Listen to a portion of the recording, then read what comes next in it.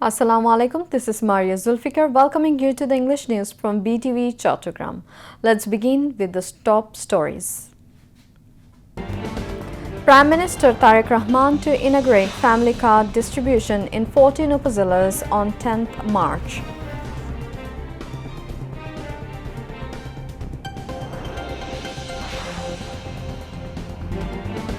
Prime Minister directs to implement Clean City, Green City as newly appointed 6 city administrators meet him.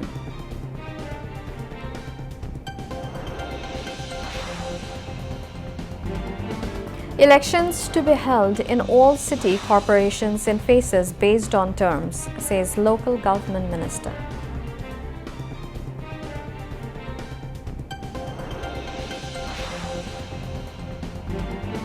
Approval to withdraw over 1,200 more political cases during previous fascist government given, says Home Minister.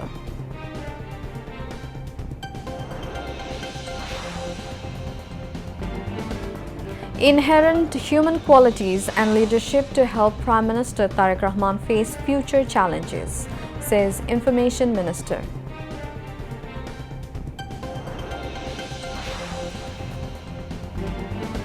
Strict legal action to be taken if evidence of corruption found against anyone of prosecution or tribunal, says Chief Prosecutor.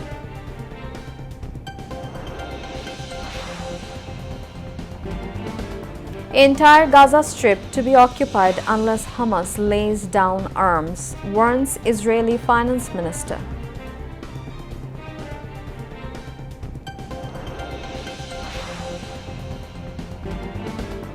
And Pakistan facing England in Super 8 stage of ICC T20 World Cup at Palakele International Cricket Stadium in Sri Lanka.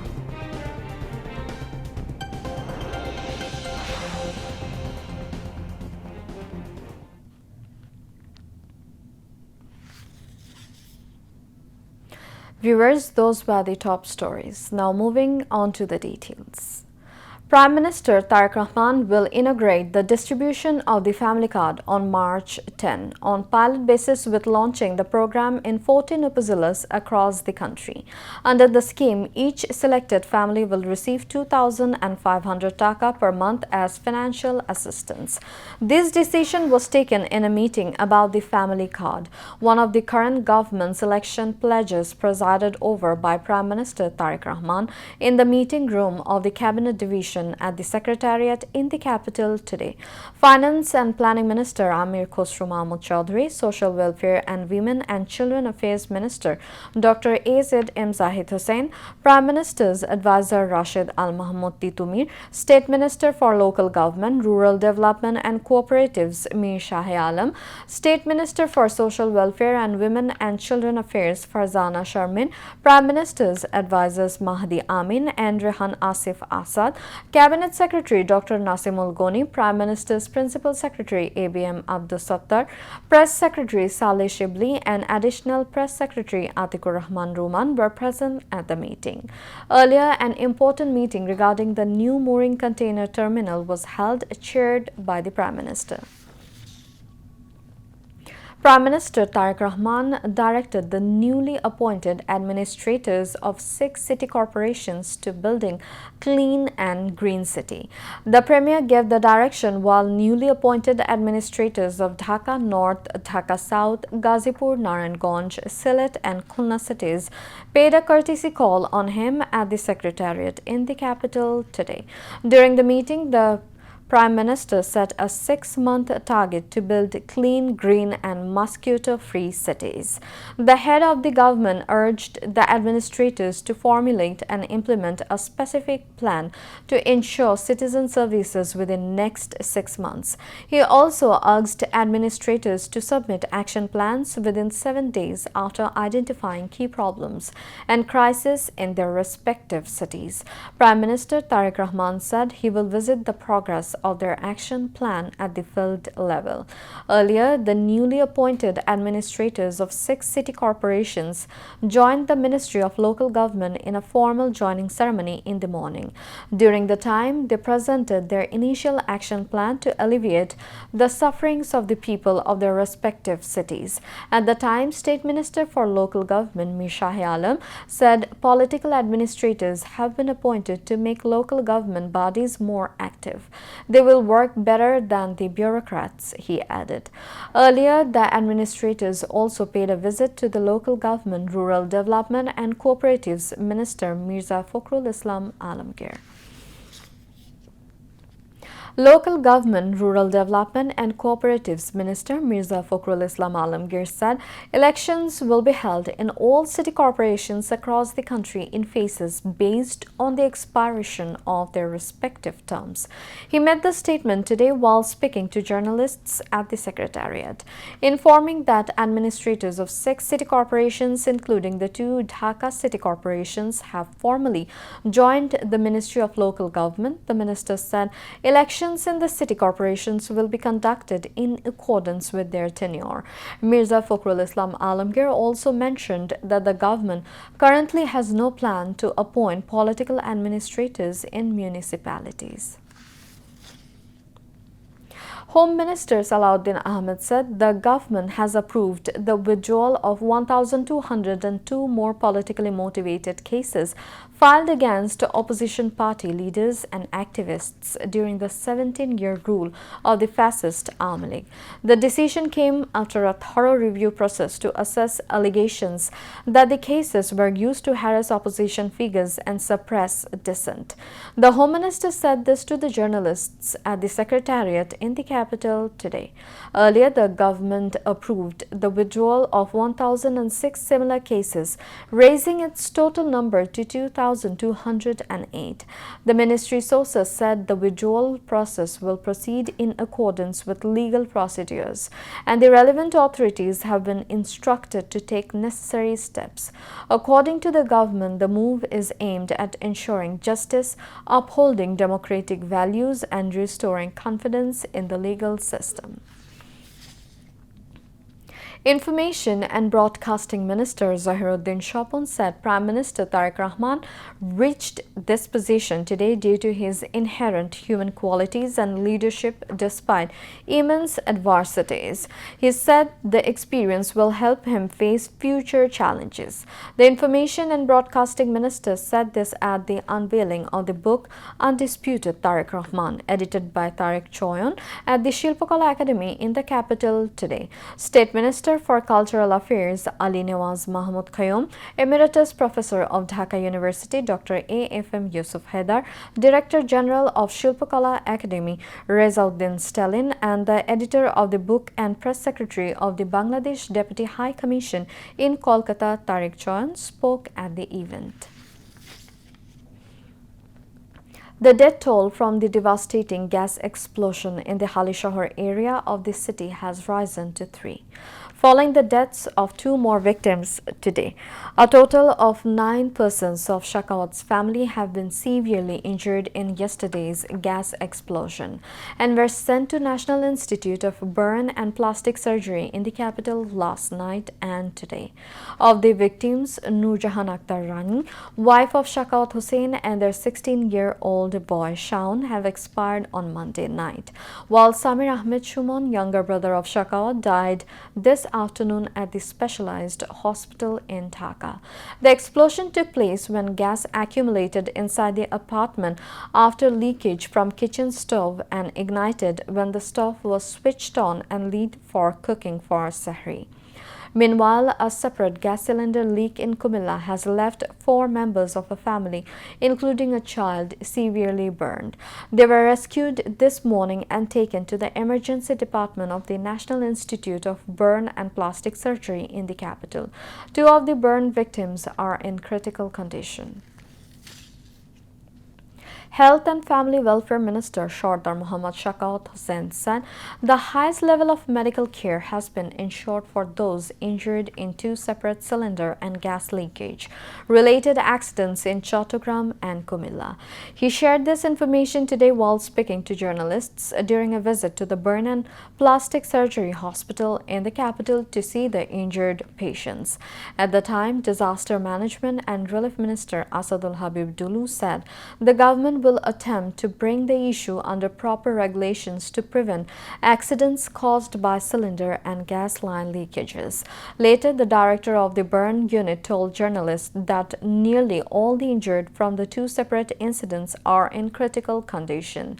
The hospital authorities are continuing to provide the highest level of medical care to the patients.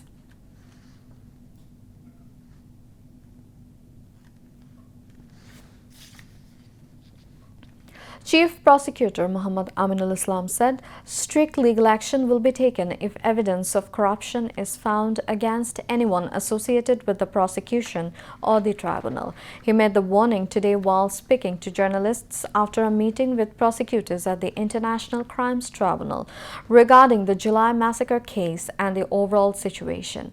Aminul Islam said the tribunal would operate as a completely corruption-free institution, maintaining international standards. He said the trials will follow international standards and nothing outside the legal process will be allowed to influence the court. The chief prosecutor further said he would review the files of verdicts delivered so far by the tribunal and examine the steps taken. In response to a question from journalists, he hoped for the speedy disposal of the BDR mutiny murder case.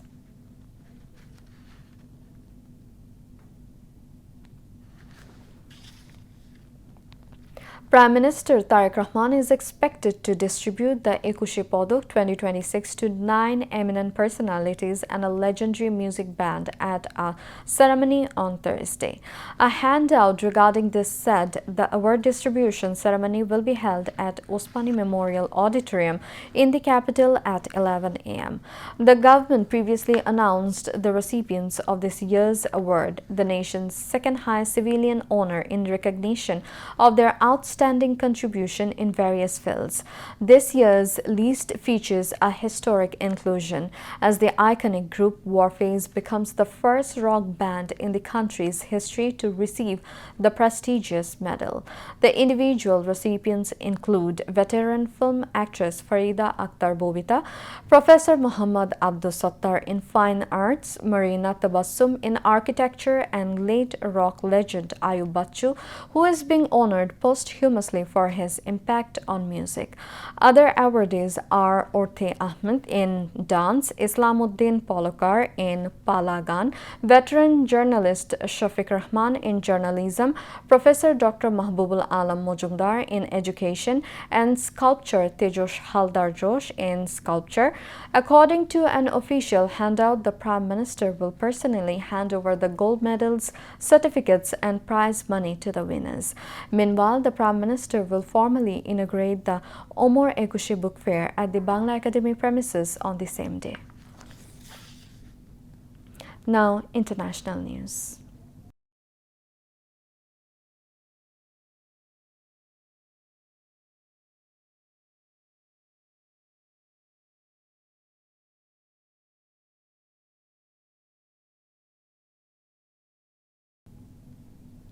Israel's far-right finance minister Bezalel Smotrich threatened that Israel could move towards reoccupying Gaza if the Palestinian resistance group Hamas refuses to disarm, signaling mounting tensions over the next stage of the fragile ceasefire framework. In an interview on Monday with Israel's public broadcaster Kan, Smotrich said Hamas could soon face a deadline to surrender its weapons and accept full demilitarization of Gaza. Lanka. If it does not comply, the Israeli army will have international legitimacy and American backing to act itself, he claimed, adding that military planning was already underway. The remarks come as negotiations over the ceasefire's second phase remain uncertain. Smotrich said such a force would not prevent Israeli military action, saying foreign troops would likely withdraw if Israel decided to launch a new offensive, something he indicated was being actively considered within the government. A massive snowstorm pummeled the northeastern United States from Maryland to Maine on Monday, forcing millions of people to stay home amid strong wind and blizzard warnings, transportation shutdowns, and school and business closures. Meteorologists said the storm is the strongest in a decade, dumping more than 2 feet of snow in parts of the metropolitan Northeast, shattering accumulation records in places, immobilizing transit, and even leading the United Nations to postpone a Security Council meeting.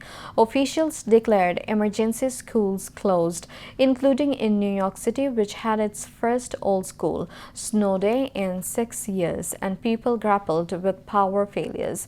Even as the snow moved northward and tapered off in other areas, the National Weather Service said it is tracking another storm that could bring more snow to the region later this week. The Weather Service referred to Monday's storm as a classic bum cyclone northeaster of the northeast coast. A bum cyclone happens when a storm's pressure falls by a certain amount within a 24-hour period, occurring mainly in the fall and winter when frigid Arctic air can reach the south and clash with warmer temperatures. All 7 people on board an air ambulance were killed where the aircraft crashed near Samaria in Jharkhand's Chhatro district on Monday evening. The flight was en route from Ranchi to Delhi when the accident occurred. Chhatro Deputy Commissioner Kitsiji said the aircraft operated by Redbird Airways Private Limited took off from Ranchi Airport at 7:11 p.m. on Monday. He said the plane went missing around 7:30 p.m. and later crashed in the Bariatu Panchayat area of Samaria, a densely forested region. Subdivisional Police Officer Shubham Khandelwal confirmed that all 7 bodies had been recovered. Now, sports news.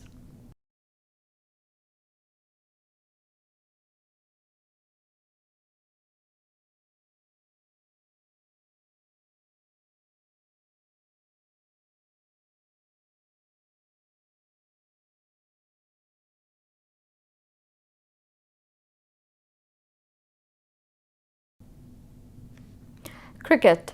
Pakistan is facing England in the Super 8 stage of the ICC Men's T20 World Cup in the Group 2 match at the Palakkale International Cricket Stadium in Sri Lanka. Pakistan seeking their first win of the second stage after their opening match against New Zealand was abandoned due to rain. A loss today would place them on the verge of tournament exit. England currently lead the group with 2 points following a 51-run victory over co-hosts Sri Lanka. A win today would secure Harry Brooks' team a spot in the semi-finals.